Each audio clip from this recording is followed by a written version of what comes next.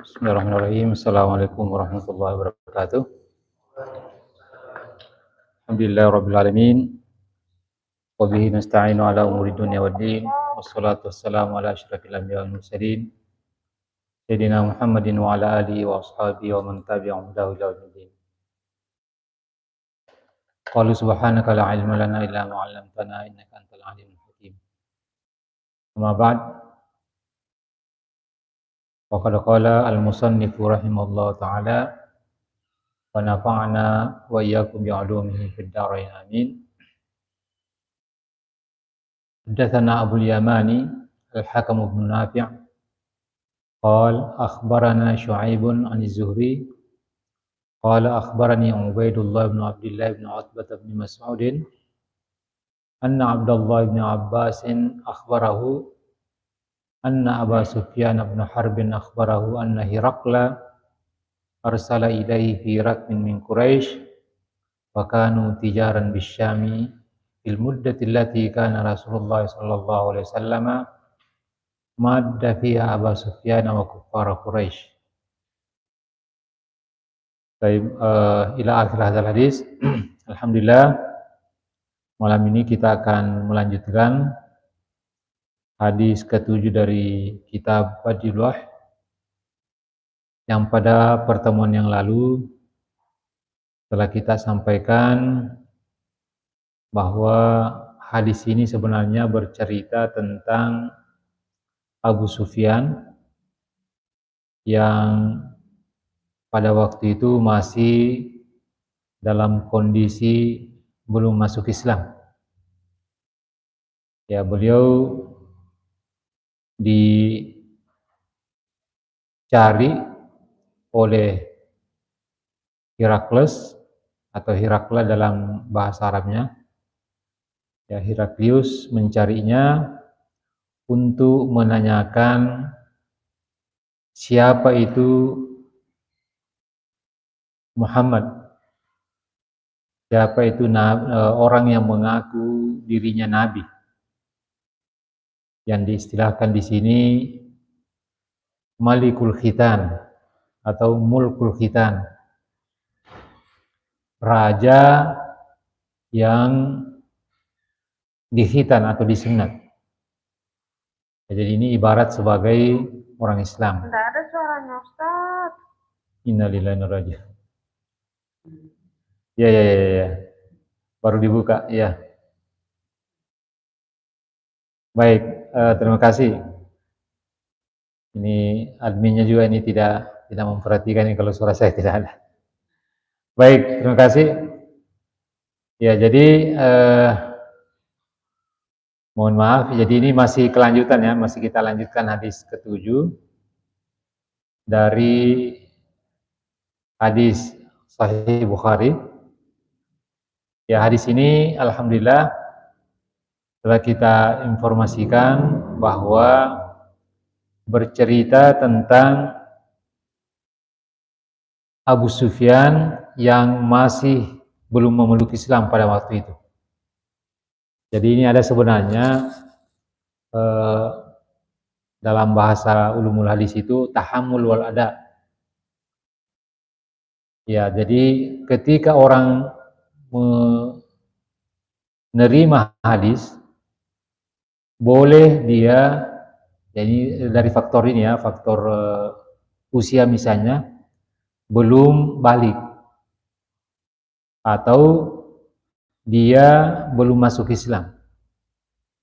Ya, jadi ini ada beberapa yang ditemukan itu di dalam hadis itu. Ada orang yang belum masuk Islam mengalami sebuah peristiwa yang kemudian nanti dia setelah masuk Islam dia ceritakan. Nah, hadis ini termasuk yang seperti itu. Nah, ini ceritanya bahwa Abu Sufyan sebelum masuk Islam, dan diceritakan di sini pada waktu perjanjian ya antara umat Islam dengan kafir Quraisy ya, yang dilakukan di Hudaybiyah, Sulhul Hudaybiyah. Ya, ini ada tenggang waktu yang diberikan. Nah, tetapi masa itu kemudian dimanfaatkan oleh Abu Sufyan untuk melaksanakan profesinya, berdagang. Ya, perdagangan ini kemudian beliau mengatakan berdagang di negeri Syam. Nah, ketika beliau berdagang itulah kemudian ada utusan dari Heraklius yang merupakan penguasa negeri Syam secara umum. Ya, ini dikatakan di sini Malikur Rum atau Azimur Rum. Ya, jadi raja yang menguasai negeri Syam pada waktu itu. Ya, dan kemudian waktu itu kemudian dia Abu Sufyan ini, ya Abu Sufyan menjadi orang yang dicari oleh Heraklius karena kedekatannya dengan Nabi Muhammad. Nah, tentu ada alasan sebenarnya kenapa Heraklius ini mencari orang yang mengetahui informasi tentang Nabi Muhammad. Ya, jadi dikatakan di sini bahwa ada kemudian dialog antara Heraklius dengan Abu Sufyan. Ya, jadi ditanya tentang nasabnya, ditanya tentang bagaimana Nabi Muhammad itu di mata kaumnya, bagaimana sebelum dia dilantik menjadi nabi, apakah dia, ya macam-macam yang ditanyakan. Nah, dari situ kemudian Heraklius berkesimpulan bahwa apa yang diungkapkan oleh Abu Sufyan itu dari tanya jawab yang dilakukan itu sampai kepada kesimpulan bahwa kalau itu yang dikatakan oleh Abu Sufyan itu benar, maka dia mengatakan di akhir itu bahwa apa yang di bawah kakinya itu akan dikuasai juga oleh Nabi Muhammad. Nah, dan itu ternyata juga kejadian ketika pada masa khilafah Umar bin Khattab, ya seperti yang kita ketahui, di situ kemudian ada penyerahan kunci Baitul Maqdis kepada Umar bin Khattab. Nah, ini apa yang diprediksi oleh Heraklius kemudian terjadi. Nah, baik, kita lihat ini. Ya, ini saya mungkin langsung ke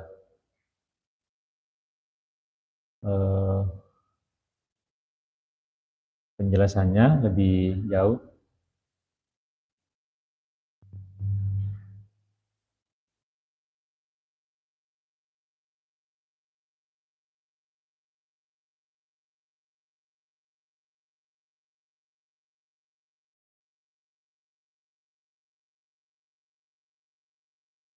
Ya, mungkin sebelumnya kita masuk. Di sini ada dialog yang di mana Abu Sufyan itu mengatakan, seandainya saya tidak malu, maka saya sebenarnya akan membohongi atau akan memberikan informasi bohong Heraklius. Tetapi Abu Sufyan mengatakan, saya takut kalau saya kemudian memberikan informasi bohong, itu akan menjadi catatan buruk bagi sejarah kehidupan saya. Ya, artinya mohon maaf, Abu Sufyan pada waktu terjadi dialog ini itu masih belum masuk Islam. Ya, jadi tetapi kemudian dia mengaku kalau dia berbohong, maka itu akan menjadi catatan buruk bagi, ya ini mungkin kalau bahasa kita itu bagi daftar riwayat hidupnya. Akan orang itu akan orang hafal, akan orang mengatakan bahwa Abu Sufyan itu berbohong tentang Nabi. Nah, jadi di sini katakan karena awal ya wa bin nasb al khabari wa bi ja'at riwayat wa juzfi al ismiyah. Nah, jadi ada pertanyaan dari Heraklius, kaifa nasabuhu fikum? Ya, jadi itu Muhammad itu yang mengaku sebagai nabi itu bagaimana memang nasabnya? Siapa memang dia? Ya, jadi ada di sini penjelasannya mahalu nasabihi fikum. Ahuwa min asyrafikum amla. Apakah Nabi Muhammad itu termasuk keluarga terpandang atau kalau bahasa kita bangsawan atau tidak? Nah, jawabannya kemudian Heraklius mengatakan, jawaban Abu Sufyan mengatakan, huwa fina dzu nasabin. Jadi Muhammad itu atau Nabi Muhammad itu dzu nasab. Beliau orang terpandang. Beliau keturunan orang terpandang. Nah, seperti yang diinformasikan yang lalu bahwa antara Abu Sufyan dengan Nabi itu sebenarnya sepupuan. Jadi bertemu di kakeknya yang bernama Abdul Manaf. Abdul Manaf itu menurunkan Abdul Syams dengan kakek dari Nabi. Ya, jadi kalau dilihat itu ya karena bersaudara ini Abdul Syams dengan kakek Nabi. Nah, itu bisa sepupu 3 kali atau sepupu 4 kali. Tapi bagi orang Arab itu masih dekat. Dan karena mereka juga hidup dalam satu lingkungan yang sama. Selalu bergaul dengan yang sama. Nah, kemudian pertanyaannya Heraklius itu, fahal qala hadzal qawla minkum ahadun qattu qablahu? Ya, jadi apakah ada orang sebelumnya yang mengaku di antara kalian itu bahwa dia adalah nabi? Ya, jadi tentu di sini dikatakan ya jawabannya tidak pernah ada yang mengatakan begitu. Nah, berikutnya pertanyaannya itu fahal qataltumuhu? Apakah kalian memusuhinya atau pernah berperang melawan dia? Nah, di sini juga ada perkataan bima ya'murukum.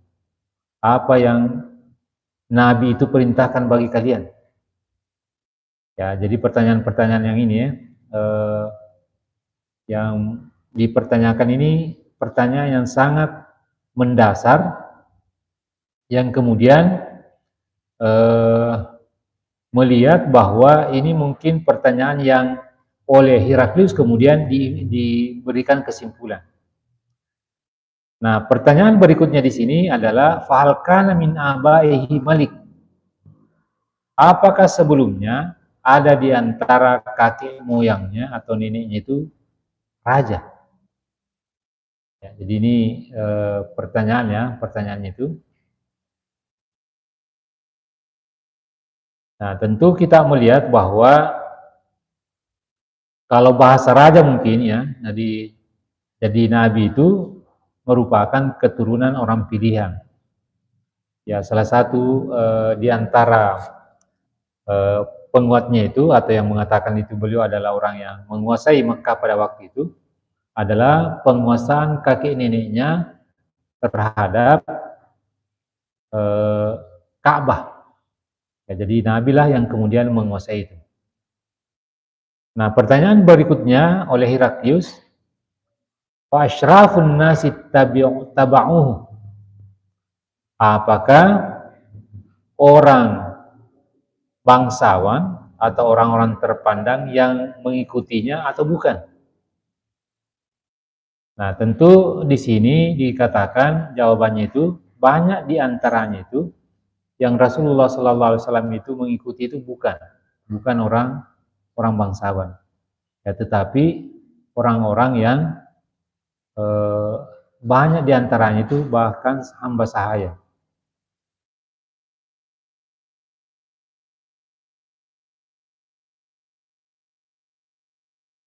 Ya, baik.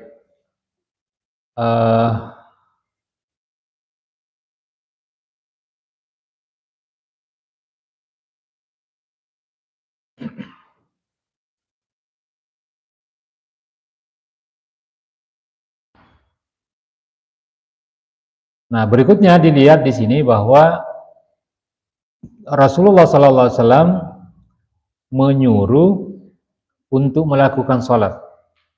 Ya, di sini ya dikatakan ini wa ya'muruna bis salati was sidqi. Jadi Nabi itu menyuruh orang yang beriman kepadanya atau dakwahnya itu adalah untuk melakukan salat dan as-sidq. Nah, jadi untuk berkata jujur ya. Ya ada juga di sini yang mengatakan bahwa az-zakah wa ya'muruna bis salati waz zakah. Ya, jadi memerintahkan atau menyuruh salat dan berpuasa dan memberikan zakat ya, memberikan zakat. Ya, jadi di sini kemudian ada kesimpulan yang diambil oleh Heraklius. Ya, dikatakan fakadzalika ar-rusulu tub'atsu fi nasabi qaumiha. Ya, jadi jawaban dari pertanyaan-pertanyaan yang diajukan oleh Heraklius ke Abu Sufyan itu diambil kemudian kesimpulan oleh Heraklius. Ya, jadi di sini katakan fakadzalika ar-rusulu tub'atsu fi nasabi qaumiha. Ya, jadi kita melihat di sini bahwa Heraklius ini adalah orang yang cendekiawan, orang pintar. Artinya tentu nabi-nabi atau rasul-rasul sebelumnya dia sudah ketahui. Dan mereka ini adalah Kristen, orang Kristen. Jadi ada sejarahnya yang kemudian bersambungan berkaitan dengan Islam sebenarnya.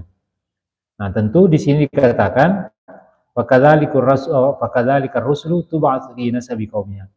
Begitu juga rasul-rasul sebelumnya diutus dengan ya nabi-nabi yang diutus itu atau rasul-rasul sebelum itu adalah fi nasabi qaumnya. Mereka orang-orang terpandang, mereka bangsawan.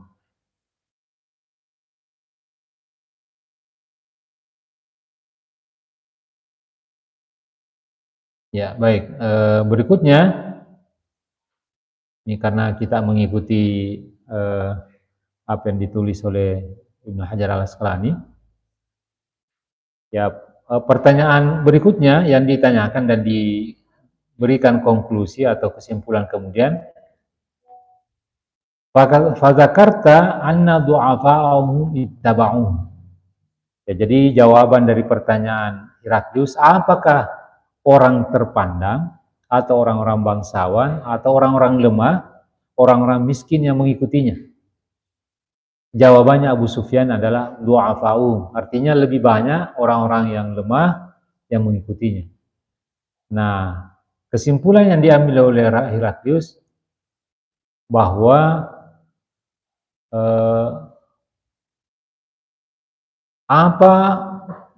anna atba'ar rusuli fil ghalibi ahlul istiqanati la alal istikbari alladzina asarru ala syifaqi bagyan wa hasada ka Abi Jahlin wa Syiai ila an halakamullahu ta'ala wa anqadha ba'dahim.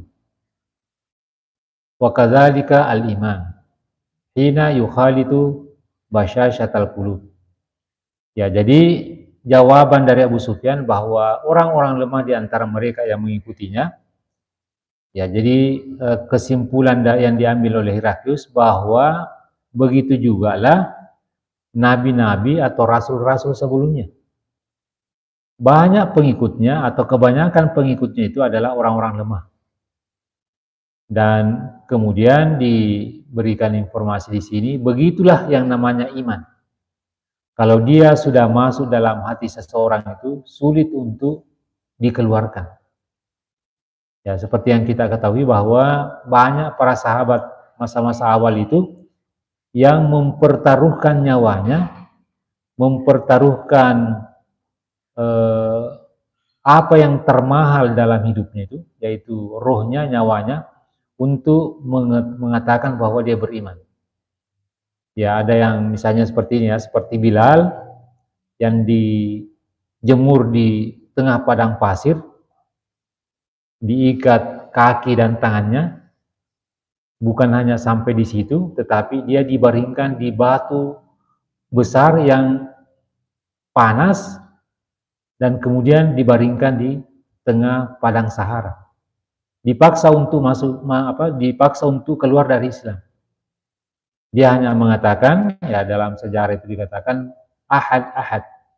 Dia tidak mau ganti keimanannya dengan apa yang diiming-imingkan oleh mereka. Ya, diiming-iming untuk dimerdekakan, diiming-iming untuk diberikan harta dan sebagainya, tetapi tidak seperti itu. Ya, seperti begitu juga misalnya keluarga Yasir.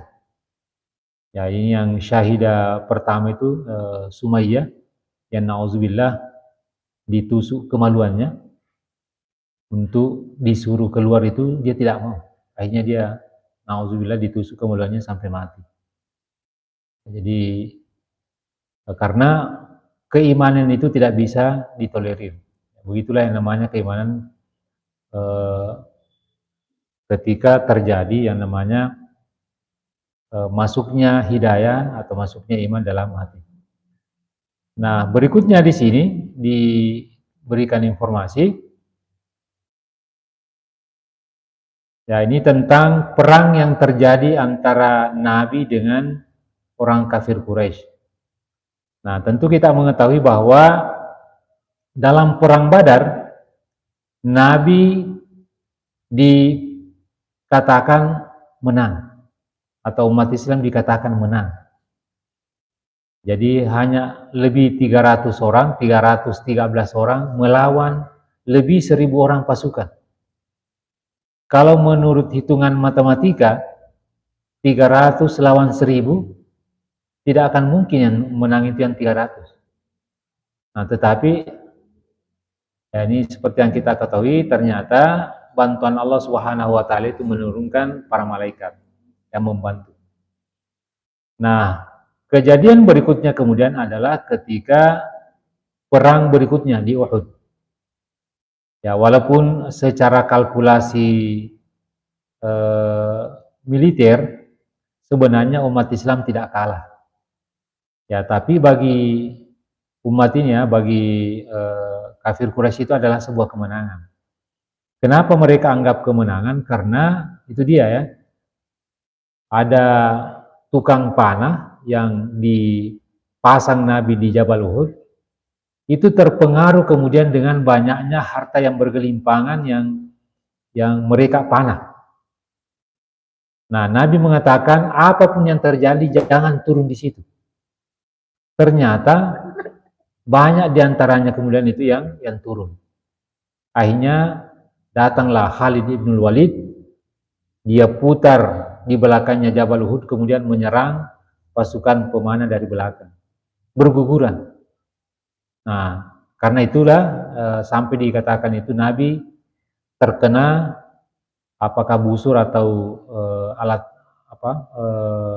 sesuatu ya yang kemudian mencederai mulutnya sampai kemudian keluar darah, dan kemudian ada yang menginformasikan bahwa Nabi meninggal. Nah, disitulah kemudian dikatakan dari perang Uhud itu ada yang dari satu sisi mengatakan bahwa umat Islam kalah karena tidak mematuhi perintah Nabi. Nah, apa yang diinformasikan di sini mengatakan bahwa Heraklius mengatakan wa kadzalika rusulu la takdzib. Jadi sekalipun Nabi atau Rasul itu mungkin dibohongi atau dicurangi, mereka tidak akan mencurangi atau membohongi orang. Wa kadzalika rusul la takdir ya.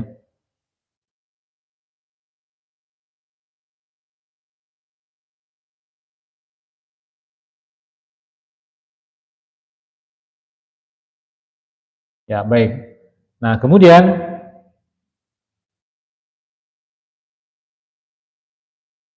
ya ini ada juga nih ya,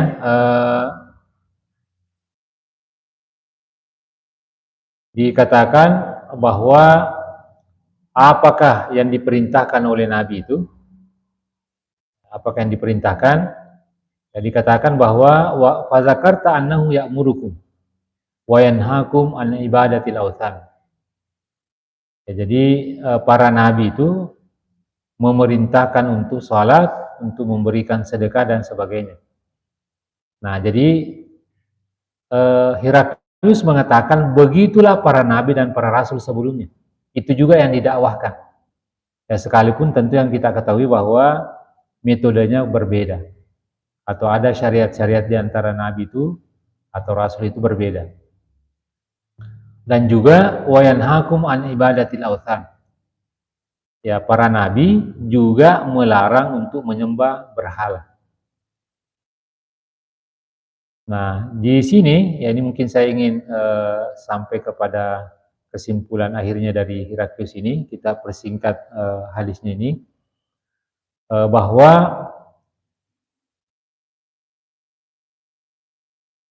ya, kalau apa yang diinformasikan oleh Abu Sufyan itu benar, maka beliau meyakini seandainya, ya, Heraklius mengatakan, seandainya saya tidak takut terhadap diri saya, dia akan datang kepada Nabi. Ya, sampai dikatakan di sini, laga saltu an kadamai. Kalau saya bertemu dengan dia, saya akan menciumnya, saya akan sampai mencuci kedua kakinya. Nah, di sini kemudian dibaca di informasi-informasi terakhir dari syarahnya ini mengatakan ada kemudian perbedaan atau pendapat di antara para para ini di sini,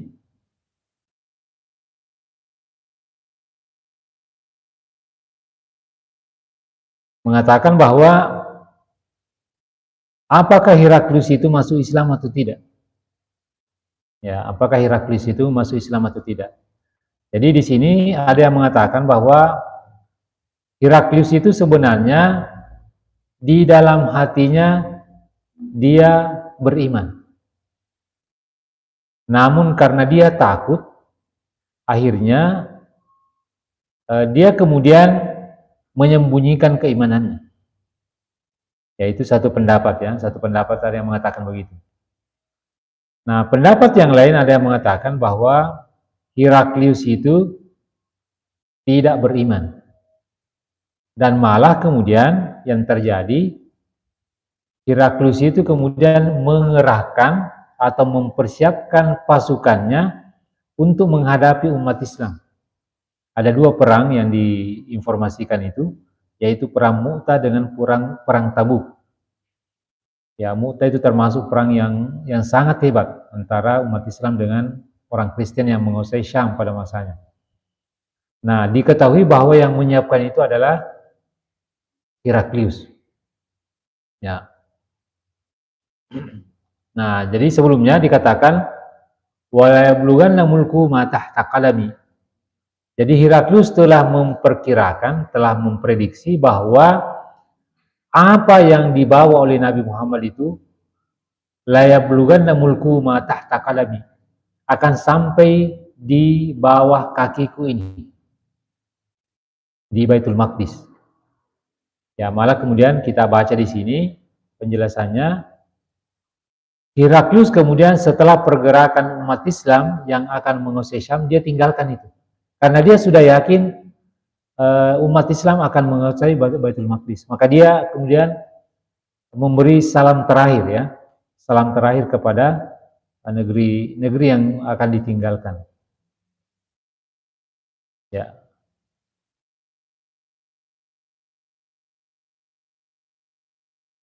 Nah, jadi sini dikatakan yang saya katakan tadi, ya. Ya, illa anna fi musnad Ahmad annahu kataba min Tabuk ila Nabi sallallahu alaihi wasallam inni muslimun. Nah, ketika di perang Tabuk, Heraklius kemudian mengirim surat kepada Nabi. Apa yang dikatakan? Beliau mengatakan Heraklius mengatakan inni muslimun.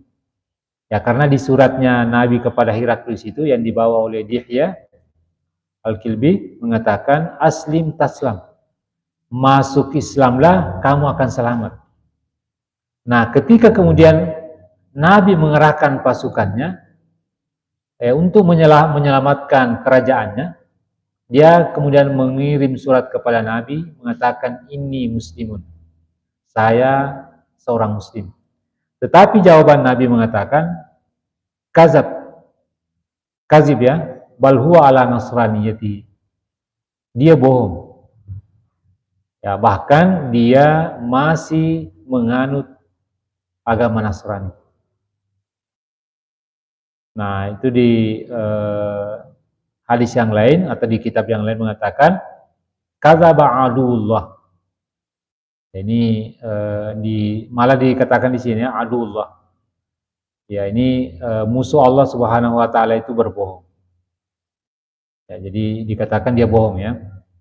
Laisa bi muslimin, dia bukan orang muslim.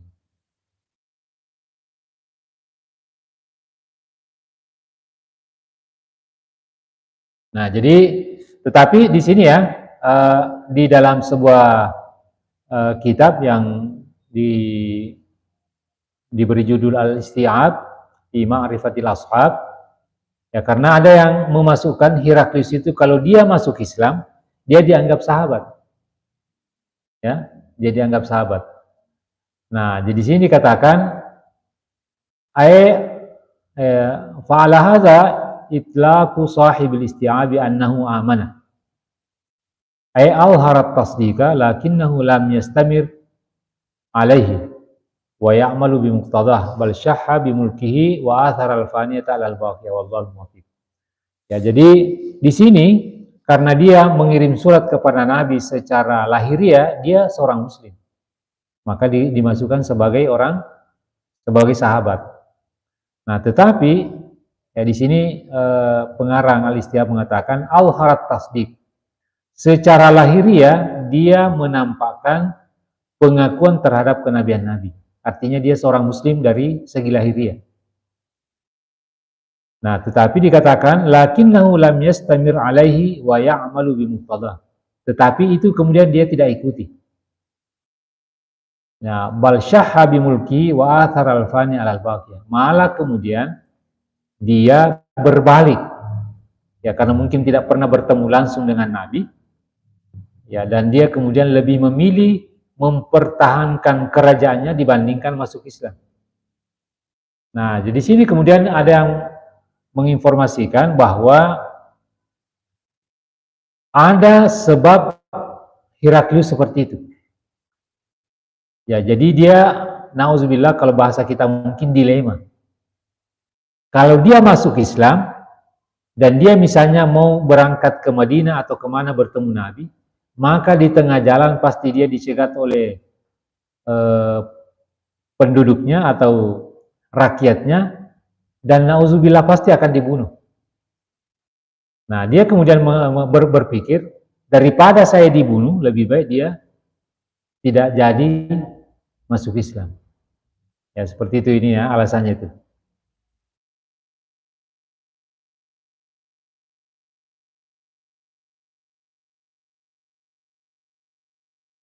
Oke, yang terakhir mungkin ya kita lihat di sini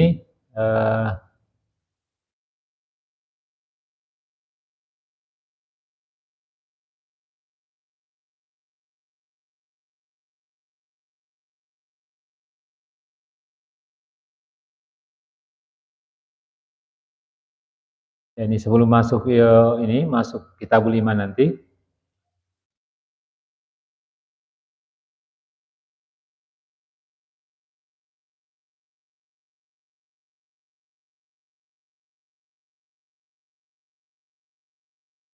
Ya, jadi ada yang ini ya, yang informasi yang di sini yang penting juga barangkali mungkin kita ini kan. Nah, ternyata surat yang dikirim oleh Nabi kepada Heraklius itu dirawat baik. Annahu balagahu anna Herakla wada al-kitaba fi qasbatin min zahab ta'ziman lahu. Jadi surat yang dikirim Nabi kepada dia itu dia taruh dalam peti emas. Gunanya apa? Ta'ziman lahu, sebagai rasa hormat terhadap Nabi. Nah, malah kemudian wa annahum lam yazalu yatawarathunahu hatta kana inda malikil Franji alladhi taghallaba ala Talita. Tsumma kana inda sibtihi fa haddatsani ba'du ashabina anna Abdul Malik bin Sa'd ahada quwadil muslimin ijtama'a bidzalikal malik fa akhrajahu kitab. Jadi sampai kemudian surat Nabi itu disimpan dan diwarisi oleh anak cucunya. Nah, Kemudian ada di antaranya ini dari di antara umat Islam ini yang kemudian bertemu dengan raja tersebut, ya, cucu dari Heraklius ini. Fa akhrajalahul kitab. Dia kemudian mengeluarkan surat yang dikirim oleh Nabi itu yang telah disimpan baik dalam sebuah peti emas. Ya, falamma ra'au ista'bara wa sa'ala ayyumakkinahu min takbilih famtana'a. Nah, jadi melihat itu, ya ini Abdul Malik bin Sa'ad kemudian ingin minta izin supaya surat yang ditulis oleh Nabi atau surat yang Nabi suruh tulis itu dia ingin dikeluarkan dari tempatnya kemudian ingin menciumnya. Nah, tetapi famtana'a, raja keturunan dari Heraklius itu kemudian tidak ingin Abdul Malik bin Sa'ad itu untuk menciumnya. Ya, jadi hanya melihat ya bahwa ini ya ini di bawah dikatakan hadza kitabun nabiyyukum ila jaddi Kaisar. Ini adalah surat Nabi kalian kepada kakek saya, Kaisar. Mazilna natawarathu ilal an wa awsana abauna annahu madama hadzal kitabu indana la yazalul mulku fina. Ya, jadi ini lucu ya. Dia tidak menerima isi suratnya tetapi suratnya dipelihara. Ya. Malah kalau dikatakan di sini pengakuan dari cucu dari Kaisar itu, kami mewarisinya sampai hari ini. Dan kakek kami atau bapak kami itu berwasiat kepada kami, sepanjang kitab ini atau sepanjang surat ini ada sama kami, la yazalul mulku fina. Maka kerajaan itu masih kami kuasai. Nah, jadi ini mohon maaf dulu kan ini ya, antara Italia kalau sekarang, Italia dengan Syam, dan itu bagian dari satu kerajaan besar sebenarnya sampai Turki itu ya. Nah, fanahnu nahfadhu agayat al-hifzi wa nu'azzimu wa nakumuhu ala anin nasara liyadumal mulku fina. Nah, ternyata keturunan dari Heraklius ini sangat menjaga surat tersebut dan mengagungkannya dan menyembunyikannya dari orang-orang Nasrani. Lucu kan? Jadi dia orang Nasrani tapi menyembunyikan. Nasara maksudnya di sini mungkin pendeta-pendetanya ya. Ya karena bisa jadi diambil. Kenapa? Itu intinya di belakang. Liyadumal mulku fina. Supaya kerajaan ini masih tetap kami warisi. Ya, jadi nauzubillah dia tidak masuk Islam tetapi mempercayai surat yang dikirim oleh Nabi itu. Ya mungkin kalau bahasa kita mengambil berkahnya. Ya. Jadi orang-orang ini mempercayai seperti itu. Oke, saya kira mungkin itu dari apa yang disampaikan. Mudah-mudahan pada pekan-pekan yang akan datang kita pindah dari kitab ini yang merupakan mukaddimah atau kitab Badil Wahy tentang wahyu yang diturunkan oleh Nabi. Nah, di sini tentu kita melihat bahwa kenapa kemudian cerita Abu Sufyan ini yang berkaitan dengan pertemuannya dengan Heraklius ini dimasukkan dalam kitab Badil Wahy. Nah, ini beralasan bahwa di situ diceritakan bagaimana kemudian Nabi Shallallahu Alaihi Wasallam itu diceritakan dengan baik oleh Heraklius, diceritakan oleh Abu Sufyan ketika ditanya oleh Heraklius, pertanyaan dan jawaban, dan kemudian kesimpulan yang diambil oleh Heraklius terhadap dialog yang berlangsung antara Abu Sufyan dengan Heraklius. Nah, karena Heraklius ini ya seperti yang saya katakan tadi, mungkin pembaca atau cendekiawan atau orang cerdik pandai yang kemudian membaca bahwa kalau seperti itu yang diceritakan oleh Abu Sufyan, maka begitulah para nabi dan para rasul sebelumnya. Ya, sehingga ketika misalnya Nabi menyuruh orang-orang untuk salat, menyuruh untuk bersedekah, menyuruh dalam kebaikan, menyuruh untuk berkata baik, menyuruh untuk berkata jujur. Begitulah semua yang dilakukan oleh para nabi dan para rasul yang membawa wahyu. Jadi persinggungannya di sini tentang ceritanya Abu Sufyan atau dialognya Abu Sufyan itu dengan di sini adalah di situ ya. Baik, sekian mungkin ini yang bisa kita sampaikan pada malam yang berbahagia ini. Alhamdulillah pertemuan hari ini sudah pertemuan ke-6 ya. Alhamdulillah. Mudah-mudahan kita diberikan kesehatan, diberikan kesempatan oleh Allah Subhanahu wa taala untuk senantiasa mengaji Sahih Bukhari. Dan seperti yang saya sampaikan di awal itu, kami dosen yang terhimpun dalam ASILHA, Asosiasi Dosen Ilmu Hadis se-Indonesia, ketika masa pandemi itu ngaji Sahih Bukhari. Nah, ada alasannya. Ternyata orang yang mengaji Sahih Bukhari itu mudah-mudahan dijauhkan dari yang namanya penyakit. Ya, itu ya ininya, keyakinannya itu. Jadi kami pada waktu itu dibagikan ya, ada masing-masing kami itu kemudian memperhatikan satu bab atau satu kitab. Jadi itu yang dilakukan. Baik, saya kira mungkin itu dari saya. Mudah-mudahan alhamdulillah kita bisa konsisten untuk mempelajari dan mengaji dari kitab yang dianggap sebagai kitab yang paling sahih sesudah Al-Quran, yaitu Sahih Bukhari. A'udzubillahi minasyaitonir rajim. Bismillahirrahmanirrahim. Alhamdulillahirabbil alamin. Allahumma shalli ala sayyidina Muhammadin fil awwalin wa shalli ala sayyidina Muhammadin fil akhirin wa shalli ala sayyidina Muhammadin fil mala'il a'la fil 'aliyyin. Allahumma rabbana zalamna anfusana wa lam taghfir lana wa tarhamna lanakunanna minal khasirin. Allahumma rabbana la tu'akhidhna in nasina aw akhtana. Rabbana la tahmil 'alaina isran kama hamaltahu 'alal ladzina min qablina. Rabbana wa la tuhammilna ma la taqata lana bih. Wa'fu 'anna waghfir lana warhamna anta maulana fansurna 'alal qaumil kafirin. Allahumma anfa'na bima 'allamtana wa 'allimna ma yanfa'una warzuqna 'ilman yanfa'una. Allahumma ij'alna minal ladzina yastami'una al-qawla fayattabi'una ahsanah.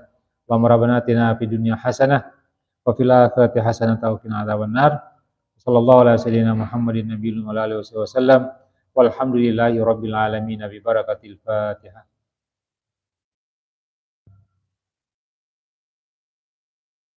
Amin. Wassalamualaikum warahmatullahi wabarakatuh.